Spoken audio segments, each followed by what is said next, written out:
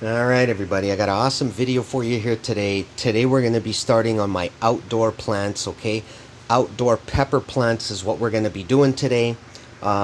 Different plants at different times you start. I'm going to show you this right here, okay? Now this is only for the southern Ontario, Montreal area. May work in other areas, may not. This is for this particular zone here, and it's just a chart of when to start your plants, when to transplant them, when to start outside, when to start inside, and then transplant them outside. So you can see over here, winter, spring, it's got all the months, it's got all these little signs there. You can see what they stand for at the top. For example, the little dots, right? Start indoors, right? So right there, asparagus start indoors in February. Artichokes start indoors in February, right?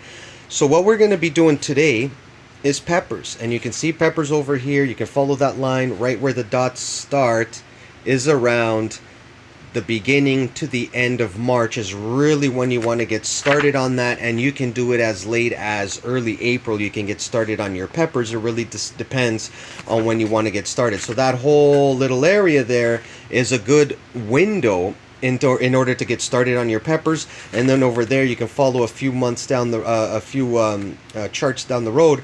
You can see right over there, it's got that little symbol over there, and that's for transplanting outdoors. All right, transplant and cover.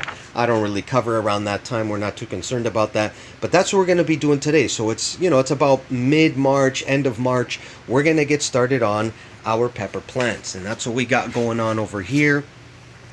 First of all, I got some little cups over here, reduce, reuse, recycle.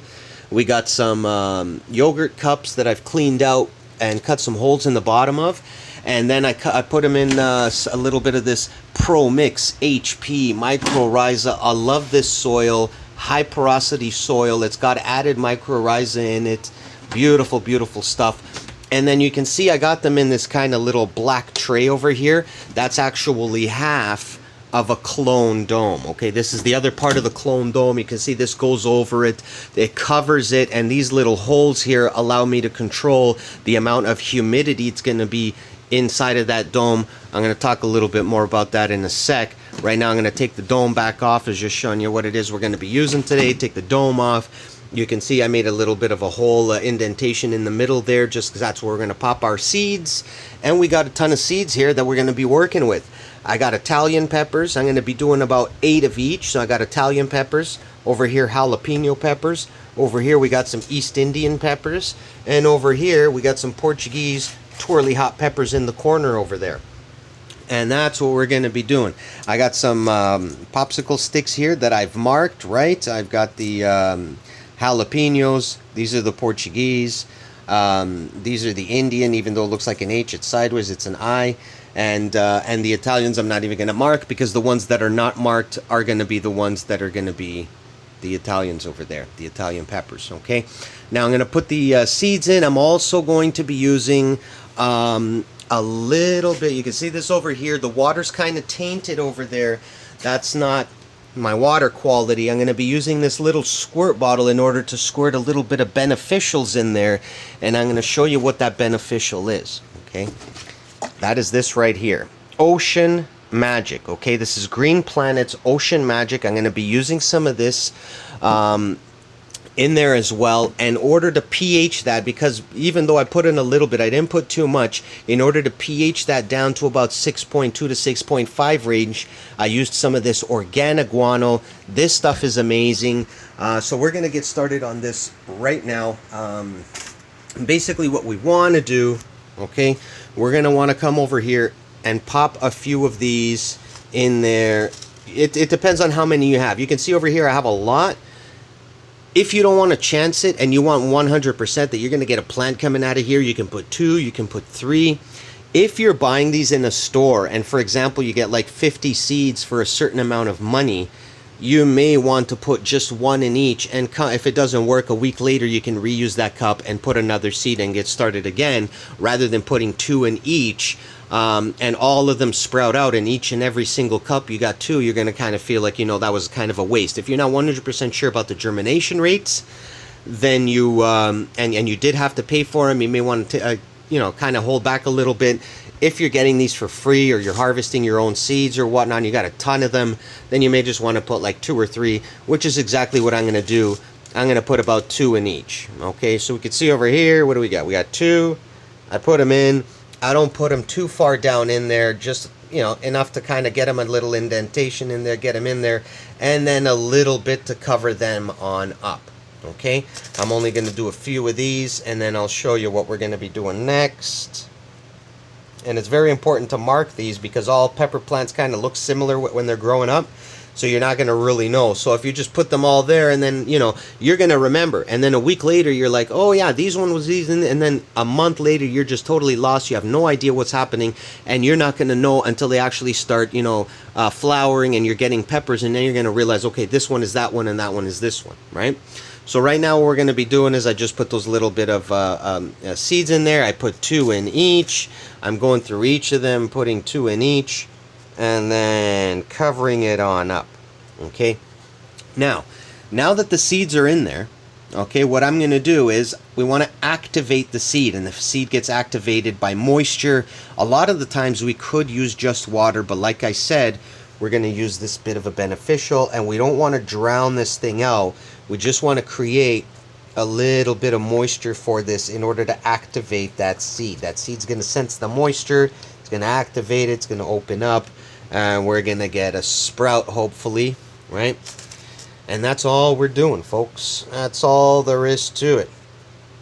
I think 3 might have went in there just now. No big deal. Like I said, it depends on, you know, how many of these you got. If you got a ton of them, put 2, put 3, and then as 2 or 3 start coming out, you find the best one, and you can just kind of, you know, kill the other 2. Or if you have 3 coming out, if you have 2 coming out, look at both of them. Whichever one looks the strongest, that's your keeper. The other one you can just kill off. Or if you really want, you can just kind of take it apart and separate them after.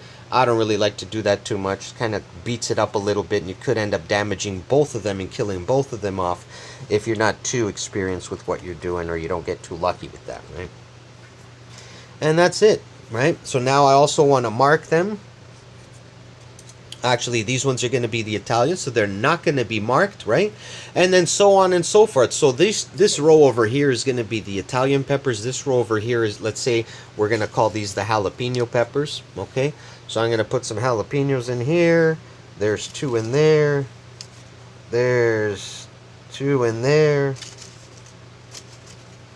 Let's get another 2 going, another 2 in there, right? Just closing them on up, closing them on up. Right, and then I come, once it's closed on up, I come over here, get it a little moist in order to activate that seed, and away you go. Then I'm going to keep coming back over here to these ones and make sure that they look, because this stuff is bone dry and it really tends to absorb a lot. So you don't want to completely drown the soil, you don't want to completely soak it to the point where it's swampy, but you want it to be moist and activated. So you don't need too much. I'd say that, boom, right there is done. That's probably all I'm gonna do. And then over here we got to get these going, and that's all there is to it. Okay, and now basically what I'm gonna do is I'm gonna go through all of these. I'm gonna do those. These are the jalapenos, right? So we're gonna mark them, put the stick in there with the J, so then we know what they are when we're taking them around, when we're moving them around, right? So that's what we're gonna do here. Okay, now what I'm going to do is I'm just going to go ahead and speed up a little bit. I'm going to put all these in there, and I'm going to come back and show you in a sec. I'm going to pause this, get all this done. I'm going to show you exactly what is our very next step. Give me a sec right now. All right, everybody. So we are back over here, and you can see they are fully done up. I got them all marked. I got them all squirted up with our little concoction here. And we're going to call this good. Now what I'm going to do here is, you see the inside of the dome, okay? Got this bit of a spray bottle here. I'm going to spray the inside of the dome. What that's going to do, get some of that stuff. All right, and what that's going to do is that's going to create a little bit of more humidity, okay? The more humidity typically the better, but we don't want to swamp it out either. So I'm just going to spray the top of that. And we're going to leave all the little holes closed, right? Because these little holes at the top, you can open that, you can see. To control the humidity, we're going to leave those closed, right? We're going to pop this on about as good as we can get it. You got to watch it with all these sticks now. Alright. And we're going to pop that right on over there. Give me a second, let me get that in the grow tent, and we're going to show you what the next step is. Hang. Alright, and here we are. I got it propped up on top of that little bit of a pot here. It's upside down just to create this little table, because I'm going to put it under the LED grow light over here. We're going to turn on the LED grow light. It's got a bloom and it's got a veg button over here. This LED grow light has a bloom and a veg button, and what we're going to be doing is I'm going to be putting them on both just to give it a little bit of light intensity. Normally you would just put the veg light, and as soon as they start popping on through, I'm going to do the just put it on the veg light. But for now, just to create some a real spot of light on there, a little bit of heat, and that's going to create the perfect environment for this. I don't have to close up the grow tent here. I don't have to have any air movement. I don't need my exhaust fan on. This is just going to sit there like that. In about maybe 12 hours to 24 hours, I'm going to come take off the lid. All that moisture that's on there now is going to have dissipated and evaporate, and we're going to come in here, squirt it again just to create and keep that high humidity level inside that dome. And that's all there is to it. As soon as these things start sprouting up, once you've got a seedling starting to come out of there, you take that right out. You don't leave it in there with that high humidity. That's going to create havoc on your plant. So what I would do under those circumstances, I would take it out and put it on the floor, or you can take this whole thing out and then create another little tray here, or this one right here. I would put that upside down, that saucer, I would put it upside down and start putting the plants over there, and they would start growing up towards the light. So this dome over here is just until it starts sprouting, and as soon as they do sprout, it's coming out of the dome and starting their plant life, and it's going to go for about 1 or 2 months until we're ready to transplant outside. Thanks for watching. Y'all take care. Have a good one now.